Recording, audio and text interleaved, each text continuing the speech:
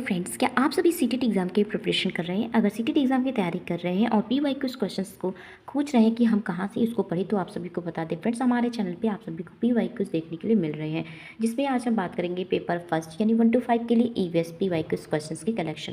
सबसे पहला set number first ये रहने वाला है, उसके बाद ही सेट नंबर 10 तक हम इसको करेंगे, यानी 10 सेट्स लेकर के आएंगे और 10 ईयर्स के रहेंगे। टोटल जो है क्वेश्चन की संख्या इसमें 30 रहने वाली है। तो फ्रेंड्स, देरी न करते हुए स्टार्ट करते हैं। उसके पहले आप सभी को बता दें, इसके पहले जो सीडीपी और हिंदी के पीवाईक्यूज़ क्वेश्चंस के कलेक्शंस हमने अपने चैनल के प्लेलिस्ट में डाल रखे, वहाँ से आप जरूर देखिएगा। आप सभी को काफ़ी ज़्यादा जो है फ़ायदा होने वाला है, यानी कि आप सभी को इधर उधर भटकना नहीं पड़ेगा, एक ही जगह पर सब कुछ मिल जाने वाला है। सबसे पहले क्वेश्चन की तरफ बढ़ते हैं कि दत्त कार्य के संबंध में निम्नलिखित में से कौन सा कथन सही है? दत्त कार्य अभिभावकों, भाइयों या बहनों द्वारा अपनी क्षमता के अनुसार किया जा सकता है। प्रतिदिन विविधता और अभ्यास कराने के लिए कक्षा कार्य और फिर गृह कार्य के रूप में दत्त कार्य देने की आवश्यकता है। दत्त कार्य आकलन का एकमात्र तरीका है। दत्त कार्य बच्चों को सूचना खोजने, अपने विचारों का निर्माण करें और उन्हें उच्चारित करने का अवसर प्रदान करता है। फ्रेंड्स, हमने काफ़ी बार आप सभी को सीटेट की जब क्वेश्चन सॉल्व कराते हैं, तो मैंने कितनी बार आप सभी को कहा है कि जब भी आपको कोई भी ऐसा पॉजिटिव टैग वर्ड्स दिख जाए, तो वही आपका सही आंसर होता है। और आप सभी देख सकते हैं, यहाँ पे साफ साफ कहा गया है कि दत्त कार्य बच्चों को सूचना खोजने, अपने विचारों का निर्माण करने, उन्हें उच्चारित करने का अवसर प्रदान करता है। अगर आप पूरा भी नहीं पढ़ते, तो भी अगर यहाँ पे पढ़ते कि अवसर प्रदान करना, यानी बच्चे को एक्टिविटीज़ के माध्यम से कुछ कार्य करने के लिए कहा जा रहा है, जिससे उनके विचारों का भी निर्माण होगा और वो कुछ खोजेंगे और यहाँ पर उच्चारित करने के अवसर भी प्रदान किए जाएंगे। तो ये जो है इसका राइट आंसर हो जाएगा, यानी ऑप्शन नंबर डी इसका राइट आंसर हो जाएगा। ठीक है, नेक्स्ट क्वेश्चन की तरफ बढ़ते हैं फ्रेंड्स। क्वेश्चन नंबर सेकंड है, जहाँ पे कहा जा रहा है कि पर्यावरण अध्ययन की कक्षा में सरल प्रयोग और निर्देशन किए जा सकते हैं। कक्षा में अनुशासन को सुनिश्चित करने हेतु बच्चों को नियंत्रित करने के लिए। और फ्रेंड्स, कभी भी बच्चे को नियंत्रित नहीं करना है, तो जो भी हमें निगेटिव दिखता है पहले हमें उससे कट करना है। बच्चों को स्वयं सीखने के योग्य बनाने और अवलोकन कौशलों को पैना करने के लिए। नेक्स्ट देख लेते हैं कि उच्च कक्षाओं में क्या किया जाता है, उसका अनुकरण करने के लिए। तो बच्चे जब निम्न यानी 1 to 5 के लिए अगर हम लोग पढ़ रहे हैं, तो तुरंत हम लोग उच्च कक्षा में नहीं जाएंगे। ठीक है, और नेक्स्ट है कि बच्चों द्वारा पूछे गए प्रश्नों पर आधारित विचारों पर चर्चा करने, अवलोकनों को दर्ज करने तथा उनका विश्लेषण करने के लिए। तो फ्रेंड्स, इसका सटीक जो राइट आंसर होगा वो होगा बच्चों के स्वयं सीखने के योग्य बनाने और अवलोकन कौशलों को पैना करने के लिए। ऑप्शन नंबर सेकंड इसका राइट आंसर हो जाएगा। ठीक है, नेक्स्ट क्वेश्चन बात करते हैं, क्वेश्चन नंबर थर्ड, जहाँ पे कहा जा रहा है कि दुर्गा एक गांव में रहती है और लकड़ी या गोबर के उपले का ईंधन इस्तेमाल करते हुए चूल्हे पर खाना पकाती है। पिछले 3 महीने से उसे तेज खांसी आ रही है, उसका कारण क्या है? पूरे ध्यान से आप पढ़िएगा पूरे लाइंस को। यहाँ पे क्या कहने की बात की जा रही है, यहाँ पे लकड़ी या गोबर के उपले का इस्तेमाल करते समय खाना चूल्हे पर खाना पकाती है कौन? दुर्गा। तो उसके बारे में कहा जा रहा है, उसको ध्यान से पढ़िए। उसकी झोपड़ी के अंदर और बाहर प्रदूषण तथा वृद्धावस्था। एक मिनट फ्रेंड्स को मैं देख लेती हूँ, सही है, प्रदूषण तथा वृद्धावस्था। नेक्स्ट है कि ईंधन के जलने से उत्पादित कार्बन मोनोऑक्साइड जो उसकी श्वसन नली में जमा हो गई होगी। दुर्गा जो है एक वृद्ध औरत है, इसलिए यहाँ पे ऐसे लिखा गया कि उसकी झोपड़ी के अंदर या बाहर प्रदूषण है या फिर वो वृद्ध है, उसकी वजह से उसे जो है खांसी आ रही है। नेक्स्ट है कि ईंधन के जलने से उत्पादित कार्बन मोनोऑक्साइड जो श्वसन नली में जमा हो रही है। और नेक्स्ट कह रहे हैं कि जलते हुए ईंधन से उत्पादित काला धुआं जो उसके श्वसन नली में जमा हो गया है। तो फ्रेंड्स, यही इसका राइट आंसर हो जाएगा कि जलते हुए जो ईंधन होते हैं उससे उत्पादित होने वाला जो काला धुआं होता है उसके श्वसन नली में जमा हो गया, इसलिए उससे 3 महीने से उससे जो है तेज खांसी आ रही है। ऑप्शन नंबर सी इसका राइट आंसर हो जाएगा। क्वेश्चन नंबर 4 की बात कर लेते हैं। क्वेश्चन नंबर 4 है कि एक विद्यालय ने राजस्थान के लिए कक्षा 5 के बच्चों के शैक्षिक भ्रमण की योजना बनाई। भ्रमण के दौरान बच्चों से आपकी क्या अपेक्षाएं रहेंगी? चीज़ों के बारे में उन्हें बिना कोई प्रश्न पूछे सभी का अवलोकन कराना चाहिए, उन्हें आनंद उठाना चाहिए, उन्हें ध्यान से अवलोकन कराना चाहिए, टिप्पणियां दर्ज करनी चाहिए और बाकी बच्चों तथा शिक्षक के साथ अपने अवलोकनों को बांटना चाहिए। यदि उसने कोई प्रश्न हो तो उन्हें दर्ज कर लेना चाहिए और घर पहुंचने के बाद अभिभावकों से उन्हें पूछना चाहिए। तो फ्रेंड्स, आप देख सकते हैं कि जब भी हम कभी भी भ्रमण करने जाते हैं, अगर आप भी कभी गए होंगे, तो इसका ये मतलब नहीं है भ्रमण के दौरान ही जो है आप सभी जो कोई पूछते हैं तो शिक्षक के द्वारा वो चीज़ें बताई जाती हैं या फिर जो वहाँ पे गाइड करता है वो आप सभी को बताता है। लेकिन ये नहीं है कि वहाँ से घूमने आने के बाद आप जो है घर पे पूछेंगे। एक पॉइंट तो आपका यही कट जाता है, चीज़ों के बारे में बिना कोई प्रश्न पूछे सभी का अवलोकन करना चाहिए। तो जब तक आप प्रश्न नहीं पूछेंगे, बच्चा जो है अवलोकन कैसे, यानी बच्चे प्रश्न पूछेंगे और शिक्षक उसका जवाब देंगे, या शिक्षक जो होता है पूछते कि ये सब चीज़ें क्या है। तो ज़्यादातर बच्चे जाते हैं भ्रमण के दौरान, तो उन्हें ये सिखाने के लिए एक शिक्षक जो है बच्चों को ये चीज़ बताएगा। उन्हें आनंद उठाना चाहिए, तो आनंद तो उठाते, लेकिन मेन उनका मोटिव क्या होता है कि उन्हें ध्यान से अवलोकन कराना चाहिए, टिप्पणियां दर्ज करनी चाहिए और बाकी बच्चों तथा शिक्षक के साथ अपने अवलोकनों को बांटना चाहिए। ऑप्शन नंबर सी इसका राइट आंसर हो जाएगा। नेक्स्ट क्वेश्चन की बात कर लेते हैं, क्वेश्चन नंबर 5, जहाँ पे कहा जा रहा है कि रानी अपने घर में कूड़ा नीचे यहाँ पे दिया गया है दर्शाए गए तरीके 2 ढेरियों में अलग करती है। ठीक है, यानी घर के जो कूड़े निकलते हैं वहाँ पे 2 ढेरियों में इसे अलग करती है। इसका चित्र जो है कुछ इस तरीके से बना हुआ है, इसलिए यहाँ पे दिया गया है नीचे, ये चित्र मैंने नहीं लिया है। तो यहाँ पे एक में केले के छिलके, इसमें जो है केले के छिलके डालती है, और एक में जैम के बोतल वगैरह डाल रही है, सॉस की बोतल, सॉस की बोतल, ये सारी चीज़ें हैं। तो यहाँ पे बताया कि केले का छिलका, सब्जियों के छिलके, सूखी पत्तियाँ इसमें हैं, और उसके साथ ही जैम की बोतल, सॉस इसमें है। मैं ये चीज़ आपको बता दें। अब देखते हैं, रानी ने 2 ढेरियों में कूड़ा निम्न आधार पर अलग किया। दुर्गंध है, दुर्गंध रहित है, अपघटित होने वाले, अपघटित नहीं होने वाले, पुनः चक्र किया जा सकता है, पुनः चक्र नहीं किया जा सकता है, या घरेलू कचरा है, औद्योगिक कचरा है।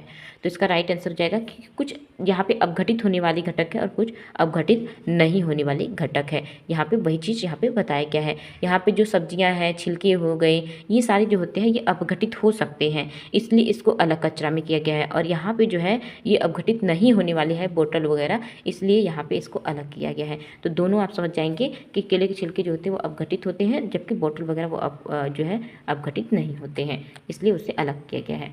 दोपहर के नेक्स्ट क्वेश्चन की बात कर लेते हैं कि दोपहर के भोजन अवकाश के बाद पर्यावरण अध्ययन पढ़ाते समय आप यह पाते हैं कि बच्चे पाठ में रुचि नहीं ले रहे हैं, आप क्या करेंगे? बच्चों से कहेंगे कि वे डेस्क पर सिर रखकर आराम करें, तो बच्चे एक्टिविटीज़ के माध्यम से सिखाना, उन्हें खेलकूद कराएंगे, थोड़ा सा ये भी सकता है कुछ रोचक चीज़ करेंगे।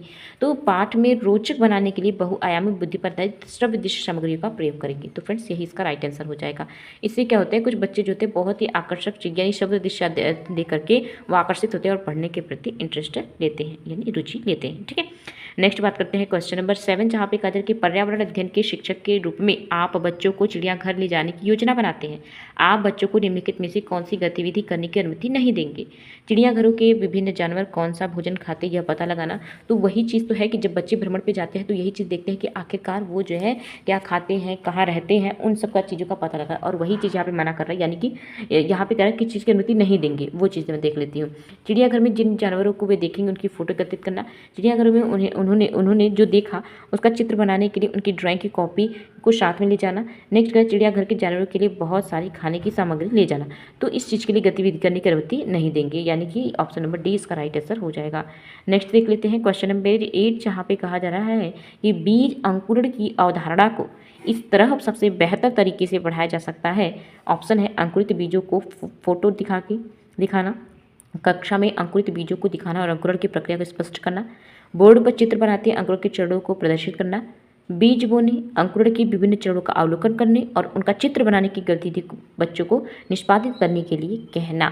तो फ्रेंड्स यहाँ पर देख सकते हैं इसका राइट आंसर हो जाएगा ऑप्शन नंबर डी, यानी बीज बोने, अंकुरण करने और विभिन्न चरणों का अवलोकन करने और उनका चित्र बनाने की जो गतिविधियाँ होती हैं बच्चों को निष्पादित करने के लिए कहना। ऑप्शन नंबर डी इसका राइट आंसर हो जाएगा। नेक्स्ट है क्वेश्चन नंबर 9, जहाँ पे कहा जा रहा है कि मीरा और दिव्या छोटी लड़कियां हैं। मीरा समोसे, कटलेट और डबल रोटी खाना पसंद करती है, जबकि दिव्या ऐसा भोजन पसंद करती है जिसमें लौह तत्व की कमी है। मीरा और दिव्या को निम्नलिखित बीमारियों में से क्रमशः कौन सी बीमारी होगी? स्कर्वी और एनीमिया और रतौंधी, मोटापा और एनीमिया और मोटापा और स्कर्वी। तो फ्रेंड्स इसका राइट आंसर हो जाएगा मोटापा और एनीमिया। ऑप्शन नंबर सी इसका राइट आंसर हो जाएगा, क्योंकि मीरा जो है समोसे, कटलेट और डबल रोटी खाना पसंद करती है, जबकि दिव्या ऐसे भोजन पसंद करती है जिसमें लौह तत्व की कमी है। तो इन दोनों को जो है मीरा को मोटापा और जो है और उसके साथ ही एनीमिया रोग हुआ है। ऑप्शन नंबर सी इसका राइट आंसर हो जाएगा। ठीक है, नेक्स्ट बात कर लेते हैं। नींबू साधारण पानी में डूब जाता है लेकिन नमकीन पानी में तैरता रहता है, क्योंकि नींबू का घनत्व नमकीन पानी में कम हो जाता है। नमकीन पानी का घनत्व साधारण पानी के घनत्व से अधिक होता है। साधारण पानी का घनत्व नमकीन पानी के घनत्व से अधिक होता है, या नींबू का घनत्व नमकीन पानी से में अधिक हो जाता है। क्वेश्चन नंबर 10 का राइट आंसर हो जाएगा ऑप्शन नंबर बी, यानी नमकीन पानी का जो घनत्व होता है वह साधारण पानी के घनत्व से अधिक होता है। ऑप्शन नंबर बी इसका राइट आंसर हो जाएगा। ठीक है, नेक्स्ट अगर हम बात करेंगे तो पके हुए चावल रेफ्रिजरेटर में अपेक्षाकृत लंबे समय तक परिरक्षित किए जा सकते हैं, क्योंकि रेफ्रिजरेटर में कुछ ऐसे रसायन होते हैं जो रोगाणुओं को नष्ट कर देते हैं। नेक्स्ट ऑप्शन है कि कम तापमान पर रोगाणु निष्क्रिय हो जाते हैं। नेक्स्ट है कि रोगाणु कम तापमान पर नष्ट हो जाते हैं, या कम तापमान पर भोजन का नमी तत्व घट जाता है। तो यहाँ पे इसका राइट आंसर हो जाएगा कि कम तापमान पर जो होते हैं रोगाणु जो है वह निष्क्रिय हो जाते हैं। ऑप्शन नंबर बी इसका राइट आंसर हो जाएगा। नेक्स्ट है कि रक्त की जाँच द्वारा किसकी उपस्थिति से मलेरिया की पहचान होती है? लाल रक्त कोशिकाओं में मलेरिया परजीवी, प्लाज्मोडियम नेक्स्ट ऑप्शन है रक्त में क्षतिग्रस्त यकृत कोशिकाएं। नेक्स्ट ऑप्शन है रक्त में मच्छरों के अंडे या लाल रक्त कड़ी कोशिकाओं को मच्छर के लार्वे। क्वेश्चन नंबर 12 का राइट आंसर हो जाएगा ऑप्शन नंबर ए यानी लाल रक्त कोशिकाओं में मलेरिया परजीवी यानी प्लाज्मोडियम। ऑप्शन नंबर ए इसका राइट आंसर हो जाएगा। नेक्स्ट क्वेश्चन की बात कर लेते हैं कि पर्यावरण अध्ययन की कक्षा में अवधारणाओं को स्पष्ट करने के लिए कविताओं और कहानी कथन का प्रयोग करना उचित दिशा में बच्चों की ऊर्जा को संकेंद्रित करना है, पाठ में आनंददायक और रोचक बनाने में मदद करता है, स्थानीय एवं विश्व स्तर पर संसार की प्रकृति को खोजने और कल्पना करने की योग्यता का विकास करने में मदद करता है, और नेक्स्ट है कि बच्चों में विद्यमान भाषिक और सांस्कृतिक विविधता को ध्यान में रखता है। क्वेश्चन नंबर 13 का राइट आंसर हो जाएगा ऑप्शन नंबर सी यानी स्थानीय और विश्व स्तर पर संसार की प्रकृति को खोजने और कल्पना करने की योग्यता का विकास करने में मदद करता है। नेक्स्ट क्वेश्चन की बात करते हैं क्वेश्चन नंबर 14 जिसमें कहा गया है किसके नेतृत्व में चिपको आंदोलन पर बल मिला, और यह ऐसा क्वेश्चन है जो कि आपको याद करना ही पड़ेगा क्योंकि ये क्वेश्चन रिपीट होने के चांसेस बनते हैं। बाकी तो आपके पेडागोजी के क्वेश्चन थे जिसको आसानी से आप समझेंगे तभी कर पाएंगे, बट इसके लिए तो आपको याद करना पड़ेगा। सुंदरलाल बहुगुणा, अमृता देवी बिश्नोई, मेधा पाटकर और A.K. बनर्जी।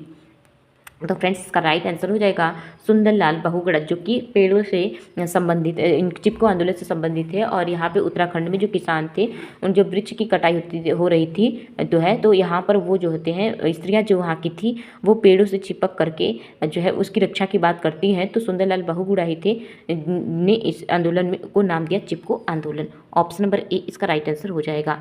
विटामिन ऐसे पदार्थ है जो हमारी उपापचय दर बढ़ाकर भार में कमी लाते हैं, स्वस्थ रहने के लिए दवाई के रूप में लिए जाते हैं या पेशियों का विकास करके हमें ताकतवर बनाते हैं या हीनता जन्य रोगों से बचाव के लिए थोड़ी मात्रा में आवश्यक है। क्वेश्चन नंबर 15 का राइट आंसर हो जाएगा कि हीनता जन्य रोगों से बचाव के लिए थोड़ी मात्रा में आवश्यक है, ठीक है, विटामिन। नेक्स्ट क्वेश्चन की बात कर लेते हैं 16 है जहाँ पे कहा जा रहा है कि ग्रामीण क्षेत्र में गाय के गोबर से झोपड़ी की दीवारों और फर्श को लीपा जाता है उन्हें। ये क्वेश्चन जो है NCERT क्लास 4th की बुक में दिया गया है। जो है आपका जब मकान वाला चैप्टर्स आप पढ़ेंगे तो उसमें ये दिया गया है। कहेंगे तो मैं एक जो NCERT 3, 4, 5 की जो है क्लासेस लेकर के आप सभी को कंप्लीट करा दूंगी, बट आपका कमेंट आएगा फिर, ठीक है। कीटों को दूर रखने के लिए, चिकना और साफ बनाने के लिए, खुरदरा बनाकर घर्षण बनाने के लिए, फर्श को प्राकृतिक रंग देने के लिए। तो 16 का राइट आंसर हो जाएगा ऑप्शन नंबर बी यानी चिकना और साफ बनाने के लिए जो है ग्रामीण क्षेत्र में गोबर और जो है इसकी पुताई होती है, इसकी लिपाई होती है। आप सभी जो ग्रामीण क्षेत्र से रहते होंगे उन्हें पता होगा कि जब अपने घर को साफ रखना होता है तो वो लोग क्या करते हैं, गोबर के प्रयोग के द्वारा फर्श को लिपाई करते हैं। नेक्स्ट क्वेश्चन है क्वेश्चन नंबर 17 जहाँ पे कहा है कि एक किसान दानों को भूसे से अलग करना चाहता है, जिस प्रक्रिया से यह किया जा सकता है कि वह कहलाता है हस्तचयन, थ्रेशिंग, निष्पादन और फसल की कटाई। और यह जो है यह NCERT की ही बुक है। ये आपकी जो है साइंस की जो क्लास 8 की बुक है ना उसमें दिया गया है। क्लास 8 वाली बुक में ये थ्रेशिंग वाला जो है ये दिया गया है। लेकिन यहाँ पे क्वेश्चन पूछा है एक किसान, तो इसका राइट आंसर हो जाए जो है पूरी जो पढ़ेंगे कि किसान दानों को भूसे से अलग करता है तो किसके माध्यम से। आपको पता होगा कि आप जब वो करते हैं जब आपके यहाँ धान की और गेहूँ के समय की बात करते हैं तो गेहूँ से जब भूसे को अलग करना पड़ता है तो उस समय क्या होता है, तो उसमें थ्रेशिंग जो थ्रेशर जिसको बोलते हैं उससे जो है देख सकते हैं भूसे अलग हो जाते हैं और दाने जो अलग हो जाते हैं यानी गेहूँ अलग हो जाता है। तो वही चीज़ कहा जा रहा है थ्रेशिंग। ऐसे ही आप जो है सरसों में भी ऐसा होता है कि मैं गाँव से हूँ तो मुझे ये पता है कि इसमें किस तरीके से होता है, इसलिए मैं आपको समझा रही हूँ। ऐसे बहुत से लोग होंगे जिनके पास ये मेरी वीडियो गई हुई तो वो ये जानते होंगे कि थ्रेशिंग के माध्यम से जो है दाने और भूसे को अलग किया जाता है। नेक्स्ट क्वेश्चन की बात कर लेते हैं क्वेश्चन नंबर 18 जहाँ पे कहा जा रहा है कि पर्यावरण अध्ययन की पाठ्य पुस्तक में पहेलियाँ शामिल करने का निम्नलिखित में से कौन सा उद्देश्य नहीं है। फ्रेंड्स नहीं और हाँ में देख लिया करिएगा वरना आपके क्वेश्चंस एक आते हुए भी गलत हो जाएंगे। सृजनात्मक चिंतन की योग्यता और उत्सुकता का विकास करना, बच्चों में आलोचनात्मक चिंतन शक्ति विकसित करना, बच्चों में तर्क शक्ति का विकास करना या बच्चों के मस्तिष्क को भ्रमित करना और उन्हें इस भ्रम का आनंद उठाना। फ्रेंड्स जब भी भ्रमित करने की बात की जाएगी वहाँ पे वह गलत ही हो जाएगा। और मैंने यही कहा है आपसे कि जब भी हमें निगेटिव पूछता है उसका आंसर भी हमेशा निगेटिव ही ज़्यादातर रहता है। आप देख सकते हैं यहाँ पे नहीं पूछा और ऐसा नहीं है कि बच्चे को जो है भ्रमित करना है, तो यह जो गलत होगा और गलत के साथ हम जो है नहीं पूछा है वही ऑप्शन हो जाएगा, ऑप्शन नंबर डी इसका राइट आंसर हो जाएगा। नेक्स्ट की बात कर लेते हैं कि पर्यावरण अध्ययन में की कक्षा में बच्चों के व्यक्तिगत अनुभवों को महत्व देना शिक्षक को लाभ पहुंचाता है उनकी ऊर्जा बचाने में, क्योंकि बच्चे बातचीत करना पसंद करते हैं। नेक्स्ट ऑप्शन है बच्चों के विशिष्ट अनुभव को जानने में। नेक्स्ट ऑप्शन है कि बच्चों की भाषा और संप्रेषण कुशलता को सुधारने और परिमार्जित करने में। विमर्श को बच्चों के अनुभव संसार में जोड़ने और विमर्श व सीखने को बढ़ावा देने में। क्वेश्चन नंबर 19 का यहाँ पर राइट आंसर हो जाएगा ऑप्शन नंबर डी, यानी विमर्श को बच्चों के अनुभव यानी जिस संसार में वह देख रहा है, सीख रहा है, संसार में या आसपास रह रहा है, जो अनुभव कर रहा है उसे जोड़ने और विमर्श को सिखाने में को बढ़ावा देने में। ऑप्शन नंबर डी इसका राइट आंसर हो जाएगा। क्वेश्चन नंबर 20 की बात कर लेते हैं। क्वेश्चन नंबर 20 है जहाँ पे कहा जा रहा है कि बच्चों को विभिन्न प्रकार के ईंधनों से परिचित कराने के लिए शिक्षक एक लघु फिल्म दिखाने के साथ खाना पकाने के लिए इस्तेमाल होने वाले संभावित ईंधनों के प्रकारों पर बच्चों के साथ चर्चा कर सकता है, चार्ट पर ईंधनों के चित्र प्रदर्शित कर सकता है, बच्चों से विभिन्न प्रकार के ईंधनों की सूची बनाने के लिए कह सकता है, या कक्षा में कुछ ईंधनों के नमूने दिखा सकता है। तो क्वेश्चन नंबर 20 का राइट आंसर हो जाएगा कि एक यहाँ पे कहा जा रहा है कि एक लघु फिल्म दिखाने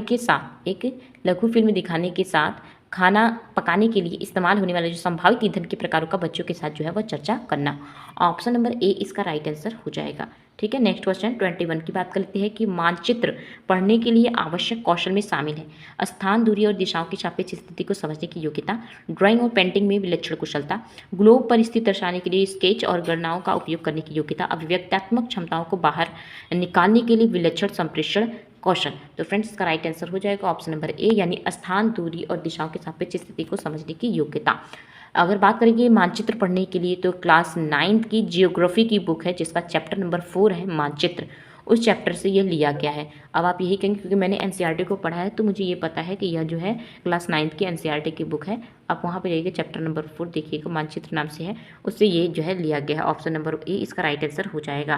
नेक्स्ट क्वेश्चन की बात कर लेते हैं। अब यही कहेंगे कि 1 to 5 में उतनी लंबी, हाँ तो बीच में भी किसी और भी बुक में दिया होगा, बट मैंने जो है 6 से ही स्टार्ट किया था तो उसमें मैं देखी हूँ। बाकी ऐसा भी हो सकता है कि हाँ आपकी क्लास 4, 5 में दिया हो, बट मैंने देखा है 3, 4, 5 वाले में ज़्यादातर आपका आवास हो गया, पक्षी हो गया, मधुमक्खी वाला हो गया, हाथी जानवरों वाला, ये सारे जो क्वेश्चन ईवीएस के बनते हैं ना वो 3, 4, 5 से ही ज़्यादातर बनते हैं। तो बहुत कम होते हैं, रेयर केस में ही जो उस एनसीईआरटी से उठाया जाता है जो कि 6 के बाद होता है। ज़्यादातर आपका 5 के अंदर ही पूछ लिया जाता है। कुछ बेसिक क्वेश्चंस होते हैं जिसको आप जो है पीवाईक्यू से सॉल्व कर सकते हैं, इसलिए मैं जो है पीवाईक्यू आप सभी को करा रही हूँ। यह देखा गया है कि पाचन क्रिया बाहर की अपेक्षा अमाशय के अंदर अधिक तेजी से होता है क्योंकि अमाशय के अंदर भोजन का मंथन होता रहता है जिससे उनकी सतह का क्षेत्रफल बढ़ जाता है और एंजाइमों की क्रिया तेजी हो जाती है। नेक्स्ट ऑप्शन है पाचन रस अमाशय के अंदर अम्लीय होते हैं जबकि बाहर भी क्षारीय होते हैं। नेक्स्ट ऑप्शन है कि अमाशय के अंदर भोजन की उपस्थिति में पाचक रस का उत्पादन बहुत ज़्यादा होता है या पाचक रस जब अमाशय में के बाहर रहते हैं तो वे निष्क्रिय हो जाते हैं। 22 का राइट आंसर हो जाएगा ऑप्शन नंबर ए, यानी अमाशय के अंदर भोजन का मंथन होता रहता है जिससे उनकी सतह का क्षेत्रफल बढ़ जाता है और एंजाइमों की क्रिया तेजी हो जाती है। ऑप्शन नंबर ए इसका राइट आंसर हो जाएगा। नेक्स्ट क्वेश्चन की बात कर लेते हैं 23, जहाँ पे कहा जा रहा है कि पर्यावरण अध्ययन की पाठ्य पुस्तक में रेलवे टिकट का एक नमूना दिखाना बच्चों को वास्तविक जानकारी को अंतःक्रिया करने के अवसर देता है, साथ ही अवहेलना करने की कुशलता अवलोकन करने की कुशलता का विकास करता है। और फ्रेंड्स यहाँ पे भी आपको पूरा ऑप्शन पढ़ने की जरूरत ही नहीं थी, बट हाँ क्वेश्चन आप सॉल्व करिएगा तो ऑप्शन जरूर पढ़िएगा, लेकिन मुझे पता है कि इसका राइट आंसर ए ही होगा। फिर भी हम सारे ऑप्शंस को देख लेते हैं। बच्चों को रेल के किराए के बारे में बताता है, तो हमेशा टिकट किराए के बारे में कि उसमें सारे चीज़ इंक्लूड रहते हैं, तो उसका मेन उद्देश्य वही नहीं होता है। टिकट के प्रयुक्त विभिन्न संक्षिप्त करों का ज्ञान उपलब्ध कराना, तो इसके साथ ही निष्कर्ष तक पहुंचने के लिए बच्चों को कुशलता का विकास करना। ऑप्शन नंबर ए इसमें क्यों सही होगा, यहाँ पे दिया गया कि बच्चों को वास्तविक जानकारी से अंतःक्रिया और अवसर दो ऐसे वर्ड हैं जिसको देख करके आप इसको लगा सकते हैं कि और इसके साथ ही अवलोकन की कुशलता का विकास करता है। ऑप्शन नंबर ए इसका राइट आंसर हो जाएगा। ठीक है, निम्नलिखित में कथनों में को ध्यान से अगर पढ़ेंगे तो आप देख सकते हैं कथनों को कौन सा प्राथमिक स्तर, अब यहाँ पे प्राथमिक स्तर लगा दिया यानी 1 to 5 की बात कर रहा है, प्राइमरी की बात कर रहा है, पर पर्यावरण अध्ययन पढ़ाने का उद्देश्य नहीं है। फ्रेंड्स आगे भी देखिए यहाँ पे नहीं पूछा है। जीवन और पर्यावरण से सरोकार रखने वाले मूल्यों को आत्मसात करना, प्राकृतिक व सामाजिक पर्यावरण में उत्सुकता जगाना। नेक्स्ट है कि बच्चों को खोजने की क्रियाओं में लगाना और तथा व्यावहारिक क्रियाएं करवाना जो संज्ञानात्मक और मन चालन कौशल के विकास में सहायक होती है। और नेक्स्ट ऑप्शन है कि बच्चों पर आकलन के लिए शब्दावली और परिभाषाओं का बोझ डालना। ठीक है, तो इसका राइट आंसर हो जाएगा ऑप्शन नंबर डी, यानी बच्चों पर आकलन के लिए शब्दावली या परिभाषाओं को जो है बोझ नहीं डालना है। और जब भी बोझ डालने यानी नेगेटिव चीज़ पूछा है तो हमेशा इसका जो है आंसर होगा नेगेटिव, यानी ऑप्शन नंबर डी इसका राइट आंसर हो जाएगा। ठीक है, नेक्स्ट अगर हम बात करते हैं 25 नंबर के क्वेश्चन का, जहाँ पे कहा जा रहा है कि भैंस की पीठ पर अक्सर बगुला इंग्रेट पक्षी बैठा दिखाई देता है, क्यों, ऐसा क्यों होता है? ऐसा इसलिए होता है क्योंकि बगुला क्या करता है, घास में पाए जाने वाले कीट खाता है या फिर भैंस की पीठ पर बैठकर गाना पसंद करता है या फिर उड़ने के बाद थोड़ा आराम करता है या भैंस की पीठ पर परजीवी कीट खाता है। तो फ्रेंड्स इसका राइट आंसर हो जाएगा भैंस की पीठ पर जो परजीवी कीट होता है, इसलिए वह जो है ज़्यादातर देखेंगे कि गाँव में क्या होता है, जो भैंस रहती है उनके पीठ पर जो है बगुला बैठे रहते हैं। क्यों? क्योंकि उन्हें जो है परजीवी कीट उस पर दिखाई देता है और वह खाने के लिए ही उस पर बैठते हैं। ऑप्शन नंबर डी इसका राइट आंसर हो जाएगा। नेक्स्ट क्वेश्चन की बात कर लेते हैं 26 नंबर की, और इसका जो है क्वेश्चन है कि निम्नलिखित में से कौन सा प्राथमिक विद्यालय में पर्यावरण अध्ययन पढ़ाने का उद्देश्य निरूपित है। तो ये जो है पेडागोजी के क्वेश्चन है और इसको पढ़ना पड़ेगा कि विद्यालय में बच्चों के अनुभवों को बाहरी दुनिया से जोड़ना, बच्चों को तकनीकी शब्दावली और परिभाषाओं से परिचित कराना, पर्यावरण अध्ययन से संबंधित तकनीकी शब्दों का आकलन, अपने ज्ञान का विस्तार करने के लिए बच्चों को सूचना देना कि उन्हें कौन सी पुस्तकें पढ़नी चाहिए। तो अपने ज्ञान का विस्तार नहीं करना है, बच्चे को के ज्ञान का विस्तार करने की बात यहाँ पे की जा रही है। तो उससे ध्यान रखना, यानी कि जो बच्चे के अनुभव से जुड़ी हो और बाहरी दुनिया से उसे जोड़ना। एमसीएफ यही कहता है कि बच्चे के अनुभव को बाहरी दुनिया से जोड़ना। ठीक है, ऑप्शन नंबर ए इसका राइट आंसर हो जाएगा। ठीक है, नेक्स्ट क्वेश्चन की बात कर लेते हैं। यहाँ पे दिया है क्वथन, उबलना और वाष्पीकरण में क्या अंतर है, बेसिक अंतर यहाँ पे बताना है। तो यहाँ पर देख सकते हैं क्वथन में द्रव से वाष्प में परिवर्तन देखा जा सकता है, जबकि वाष्पीकरण देखा नहीं जा सकता। नेक्स्ट ऑप्शन है क्वथन से जल की अवस्था बदल जाती है, जबकि वाष्पीकरण में नहीं। नेक्स्ट ऑप्शन है वाष्पीकरण किसी भी तापमान पर हो सकता है, जबकि क्वथन में नहीं। तो इसका राइट आंसर हो जाएगा ऑप्शन नंबर सी। ठीक है, नेक्स्ट क्वेश्चन की बात कर लेते हैं। एक पुरुष जिसका रक्त 0 है, ठीक है, एक ए रक्त समूह 0 रक्त समूह है और ए रक्त समूह वाली स्त्री से शादी करता है, उसके पहले बच्चे के रक्त समूह 0 होने की कितनी संभावना होगी।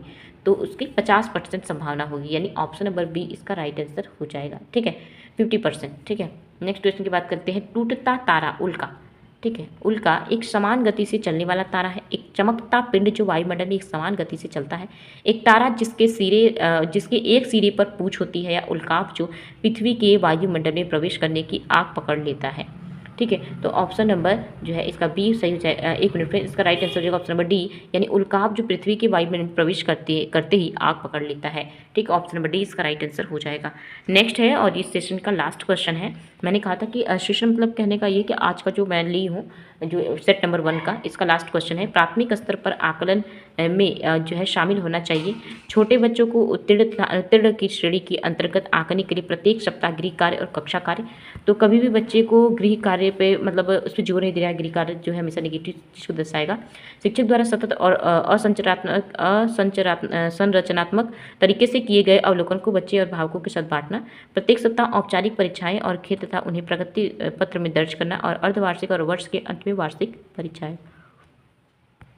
इसका राइट आंसर हो जाएगा ऑप्शन नंबर बी, यानी यहाँ पे सतत और असंरचनात्मक तरीके से जो अवलोकन करने की बात की गई है, यही इसका राइट आंसर हो जाएगा। यानी यहाँ पे आपका सेट नंबर 1 कंप्लीट हो जाता है। और उसके साथ ही उम्मीद करते हैं आप सभी को ये सेशन भी पसंद आई होगी। पसंद आया है तो एक लाइक जरूर करिएगा, चैनल पे नहीं तो चैनल से जुड़ जाइएगा। इस पर अभी तक मैं 10 सेट्स कराऊंगी। जैसे ही ईवीएस कंप्लीट हो जाएगा, मुझे लगेगा कि नेक्स्ट कोई वीडियो ले आना है किसी और विषय का, तो वो मैं लेकर आऊँगी। बट अगर आपको और भी किसी सब्जेक्ट में प्रॉब्लम हो रही है, मैथ की पेडागोजी के मैं लेती आऊँगी। आप सभी, मुझे ऐसा लगता है कि मैथ में भी प्रॉब्लम होती है, तो मैथ के लेते आऊँगी। और उसके साथ ही पहले ये जैसे ही 10 सेट्स कंप्लीट हो जाते हैं, तब उसके बाद मैं देखती हूँ। बाकी आप सभी को किस सब्जेक्ट में डाउट्स हो रहा है, कमेंट सेक्शन में जरूर बताइएगा।